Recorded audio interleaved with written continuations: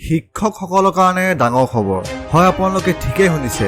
আপোনালোকৰ বাবে লৈ আহিছোঁ এক ডাঙৰ খবৰ। চৰকাৰৰ ফালৰ পৰা শিক্ষকসকলৰ কাৰণে ডাঙৰ খবৰ। শিক্ষকসকলৰ কাৰণে এক বহু বেছি ভাল খবৰ আমাৰ হাতত আহি পৰিছে।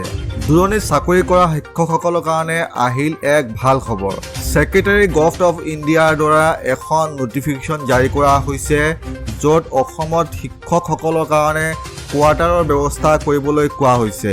এয়া নিশ্চয়কৈ নিজৰ ঘৰ দুৱাৰ এৰি দূৰণিত চাকৰি কৰা শিক্ষকসকলৰ কাৰণে এক বৃহৎ ভাল খবৰ।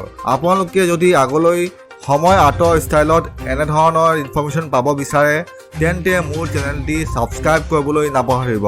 ধন্যবাদ।